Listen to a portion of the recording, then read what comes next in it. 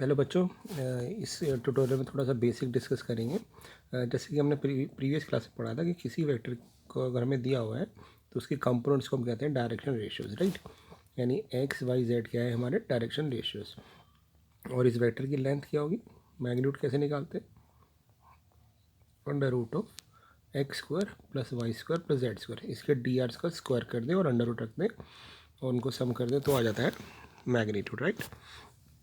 अब बात आती है कि अगर हमें बोला जाए कि इस एक वेक्टर की लेंथ, ये वेक्टर है, इसकी लेंथ 5 है लेटर से, और मैं बोलूँ इसी वेक्टर की डायरेक्शन में हमें एक वेक्टर निकालो जिसकी लेंथ 1 हो, तो कैसे निकालेंगे। तो हम क्या करते हैं कि अगर इसी वेक्टर को अगर मैं 5 इक्वल पार्ट्स में डिवाइड कर दूँ तो सारे वेक्टर क्या हो जाएंगे एक ही डायरेक्शन में ही होंगे, क्योंकि अगर मैं इधर की तरफ रख रहा हूँ तो और मैग्नीट्यूड कितना होगा हर एक का 1 1 1, क्योंकि यूनिटरी मेथड लगा रहे हैं।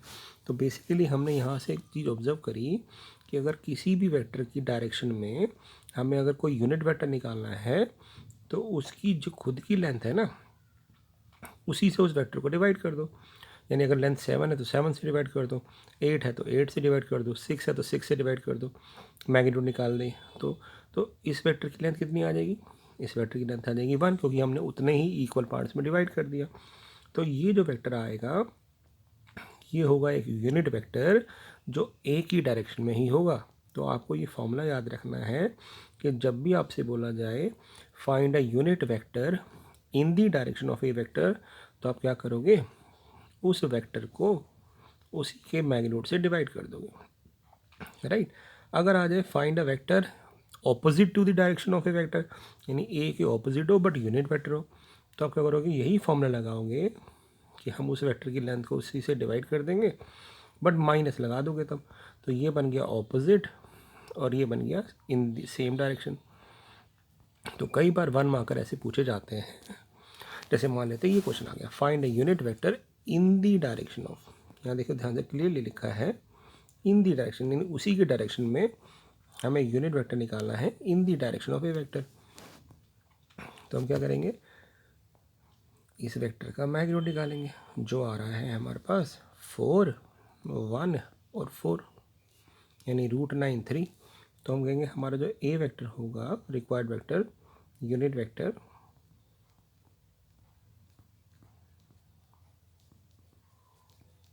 In the direction of a vector वो क्या हो जाएगा, हम कहेंगे वो होगा ए वेक्टर डिवाइड बाई इसका खुद का मैग्नीट्यूड, यानी 2i कैप प्लस जे कैप प्लस 2k कैप, और इसी को हम 3 से डिवाइड कर देते हैं। तो ये रिजल्टिंग वेक्टर आ गया हमारा यूनिट वेक्टर, राइट। इसको हम अलग अलग भी लिख सकते हैं।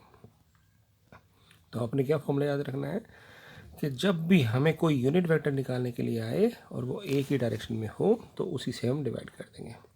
अब यहाँ देखते हैं बेटा, अगला क्वेश्चन देखोगे मैंने क्या बनाया है, फाइंड अ यूनिट वेक्टर है यहाँ पे, find a vector opposite to the direction of a vector, और यहाँ पे मैं ऐड कर देता हूँ, तो मैं मिस कर गया, यूनिट वेक्टर की बात करें तो हम कहेंगे यूनिट वेक्टर चाहिए तो फिर इसका मैग्नीट्यूड भी निकाल लेते हैं।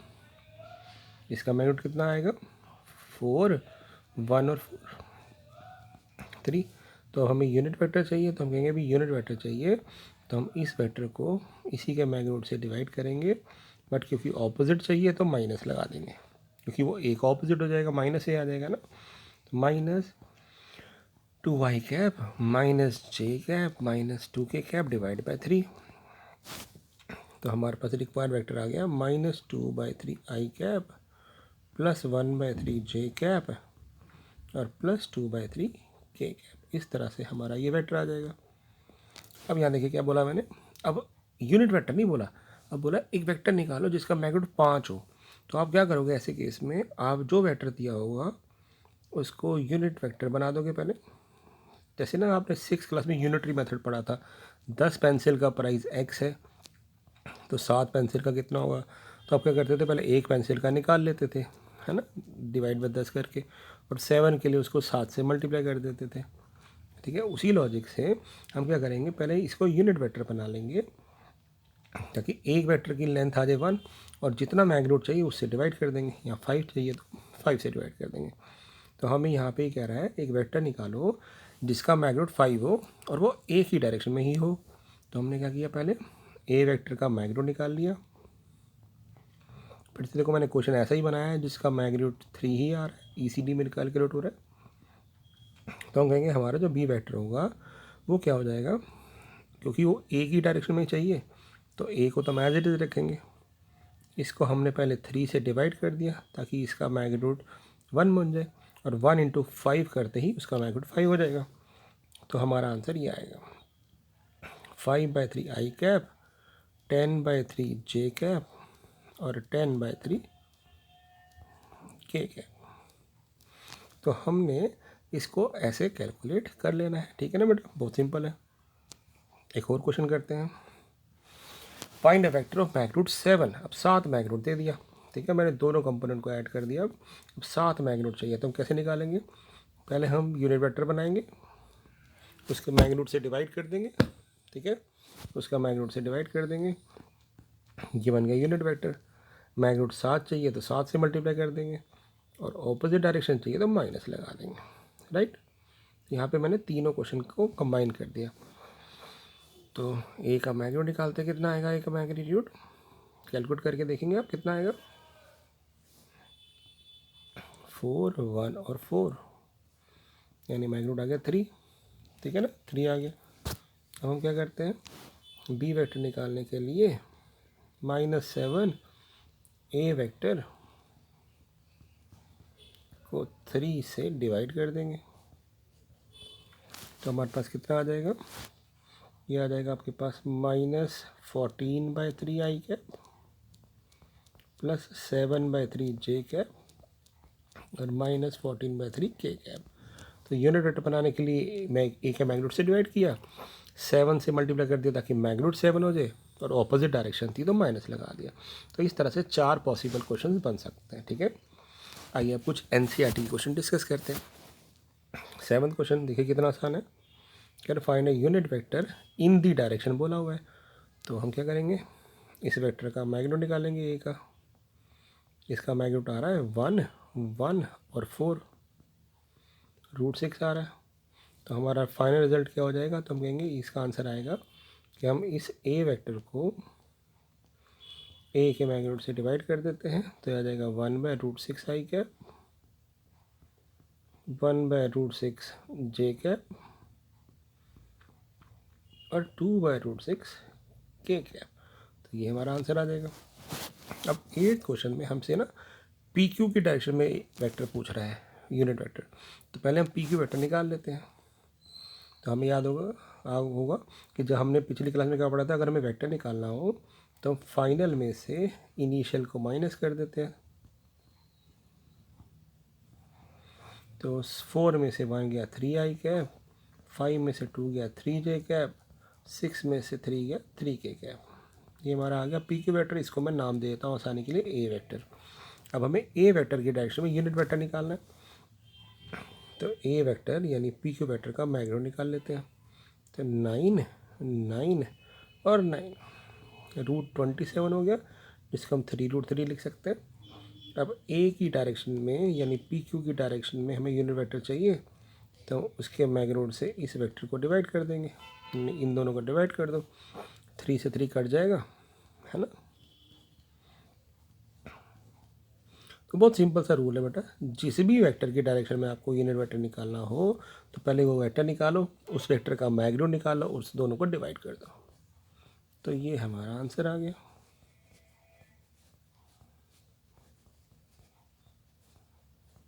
तो ये हमारा आंसर आ चुका बेटा, है ना। चलिए अगला क्वेश्चन करते हैं, 9th। अब यहाँ पे बोला है यूनिट वेक्टर निकालना है ए प्लस बी की डायरेक्शन में। तो पहले क्या करते हैं, ए प्लस बी निकाल लेते हैं, दोनों वेक्टर को ऐड करते हैं, ठीक है। तो ए और बी को ऐड करोगे तो आ जाएगा 2 और -1 1 आई कैप, -1 और 1 0 जे कैप, और 2 और -1 प्लस के कैप। इसको आप नाम दे देते हैं सी वेक्टर। अब वो कह रहे हैं सी के डायरेक्शन में हमें मैग्नीट्यूड यूनिट वेक्टर निकालना है, तो हम सी का मैग्नीट्यूड निकाल लेते हैं।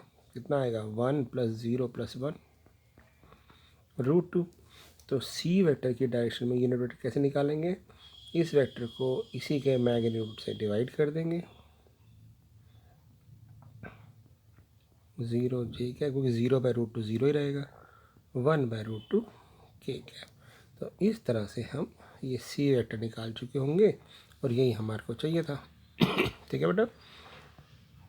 अब 10th क्वेश्चन देखिए क्या है, इसका मैग्नीट्यूड हमें निकालना है, इसका मैग्नीट्यूड 8 है। तो क्या करेंगे, अभी सिंपल से रूल, हम इस वेक्टर का पहले नाम दे देते हैं, नाम आप अपनी मर्जी से कुछ भी दे सकते हैं। अब वो कह रहा है एक ही डायरेक्शन में वेक्टर निकालो और उसका मैग्नीट्यूड 8 हो। तो पहले हम ए का मैग्नीट्यूड निकाल लेते हैं, कितना आ रहा है, 25, 1 और 4 √30। और एक ही डायरेक्शन में मैग्नीट्यूड निकालना है 8 वाला वेक्टर। तो हम कहेंगे भी इस वेक्टर को नाम दे देते हैं बी वेक्टर। तो इसका मैग्नीट्यूड 8 होना चाहिए। तो 8 बनाने के लिए पहले यूनिट वेक्टर बना दिया, ए वेक्टर को उसके मैग्नीट्यूड से डिवाइड करके और फिर 8 से मल्टीप्लाई कर दिया, और ये हमारा आंसर आ जाएगा बस, है ना। और यहाँ पे हम वेक्टर लिख देंगे 5i cap minus j cap plus 2k cap. आप चाहो तो अलग अलग भी कर सकते हो, ठीक है। तो इस तरह से यूनिट वेक्टर की बात करेंगे। अब कुछ क्वेश्चन जो एनसीईआरटी के हैं रिवाइज कर लेते हैं एक बार फटाफट। हमने पहले क्लास में डिस्कस किए हुए हैं। हमें शो करना है कोलिनियर वेक्टर है। तो मैंने बताया था आपको बेटा, इसको दो तरीके से कर सकते हो। पहले तो वेक्टर को आप नाम दे दो, ये नाम नहीं दिया हो ना, तो नाम देने से थोड़ा सा आसान हो जाता है। हमने पहले इन दोनों को नाम दे दिया। अब दोनों में कॉमन देखो, कुछ कॉमन आ रहा है। तो मैं देख रहा हूँ कि बी में से अगर मैं -2 कॉमन ले लूँ तो ये आ रहा है 2i cap minus 3j cap plus 4k cap. और मैं ये देख रहा हूँ कि ये तो ए वेक्टर बन रहा है, तो मैं बी वेक्टर को लिख सकता हूँ -2a वेक्टर।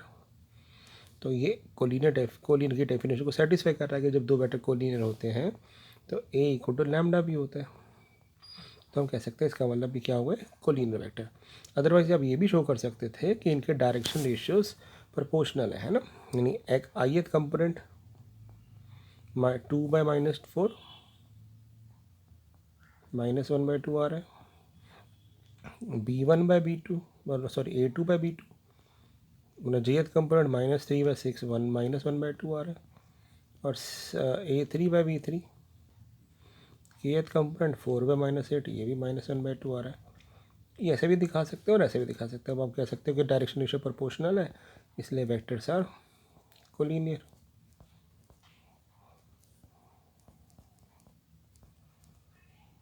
ठीक है ना। अब बात करते हैं 12th क्वेश्चन की। 12th क्वेश्चन में डायरेक्शन कोसाइन निकालने। तो मैंने आपको क्लास में समझाया था, इसका वीडियो भी शेयर किया था आपसे। डायरेक्शन रेशियोज अगर हम निकाल लें, पहले इस वेक्टर को नाम दे देते हैं i + 2j + 3k। इसके डायरेक्शन रेशियोज क्या आएंगे, 1, 2 और 3। इसका मैग्नीट्यूड कितना आएगा, हम कहेंगे भाई 1, 4 और 9 √14। तो डीसी कैसे निकालते हैं, डायरेक्शन रेशियोज को मैग्नीट्यूड से डिवाइड कर देंगे तो हमारे डीसी आ जाएंगे।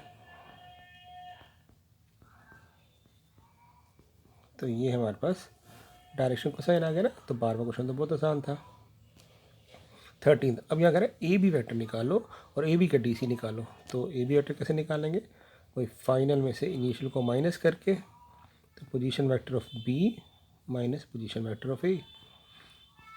तो हम एक्स कंपोनेंट में से एक्स को माइनस करते हैं, तो -1 में से 1 माइनस करेंगे तो -2 -2i कैप, -2 में से -2 जाएगा -4j कैप। उसके बाद 1 में से -3 जाएगा तो +4k कैप। तो अब इस ए बी वेक्टर का मैग्नीट्यूड निकाल लेते हैं।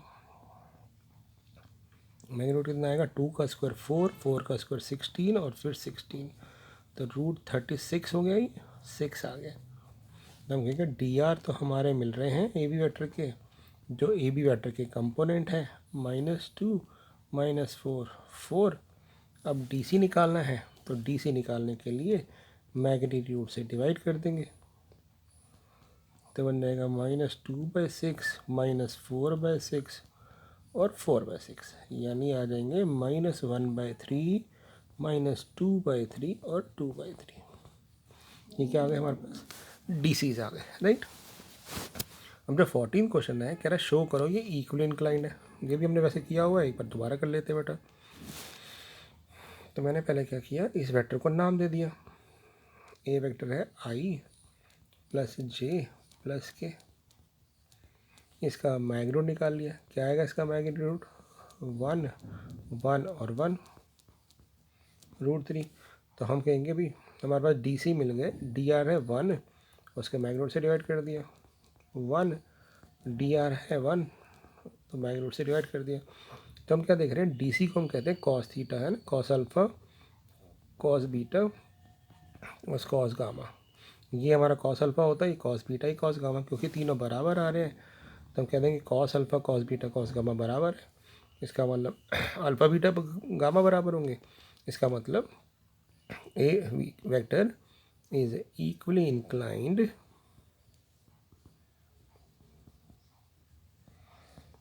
टू XYZ, क्योंकि बेटा अल्फ़ा क्या था, अल्फ़ा था एंगल बिटवीन ए वेक्टर और X एक्सिस, बीटा था angle between A vector and Y axis, और Z था angle between A vector and Z axis, है ना। तो हमने क्या देखा कि तीनों बराबर आ रहे हैं, तो इसका मतलब इंक्लाइन हो गया, राइट। तो ये सारे क्वेश्चन इसी बेसिस पे थे। 15वां क्वेश्चन तो आपको आता है बेटा, 10th क्लास में पढ़ा हुआ है। हमने एक सेक्शन फॉर्मूला पढ़ा था कि अगर हमें यहाँ पे 2 पॉइंट दिए हों और हमें कोई C पॉइंट निकालना हो जो इसको m/n में डिवाइड कर रहा हो, तो C के कोऑर्डिनेट ऐसे निकालते थे, क्रॉस मल्टीप्लाई। तो C के कोऑर्डिनेट होते थे m × B + n × A, cross multiply होता था अपॉन m + n। ये होता था इंटरनली के लिए कि इस पॉइंट बीच में है, और अगर एक्सटर्नली होता था तो बीच में माइनस आ जाता था। तो यहाँ पे भी हम सेम लॉजिक लगाएंगे, ठीक है। तो वेक्टर में भी सेम कंसेप्ट लगेगा। तो यहाँ पे कह रहा है कि AP को ना, जो इस क्वेश्चन को यहाँ पे ना, ये क्वेश्चन थोड़ा इनकम्प्लीट है, यहाँ पे 2:1 इंटरनल एक्सटर्नली दोनों है, ठीक है। तो हम पहले करते हैं फर्स्ट पार्ट, कि भी ये मैं आपको समझा देता हूँ क्या कहना चाह रहा है। यहाँ पे हमारा एक P वेक्टर है जो है I cap + 2J cap - K cap. एक वेक्टर है Q जो वेक्टर है -I J और K। ये कह रहा है R वेक्टर इसको बीच में कट कर रहा है 2:1 में, तो R वेक्टर क्या होगा। तो बस हम वेक्टर नोटेशन बना देंगे। तो कहेंगे भी सेक्शन फॉर्मूले से R वेक्टर क्या होगा, क्रॉस मल्टीप्लाई 2 × Q वेक्टर, ये 1 × P वेक्टर, और अपॉन इन दोनों का सम आता है इंटरनली में, तो 2 + 1 3 हो गया। अब आप क्या करो, यहाँ पे Q की वैल्यू पुट कर दो, यहाँ पे P की वैल्यू पुट कर दो, और डिवाइडेड बाय 3 कर दो, ठीक है बेटा।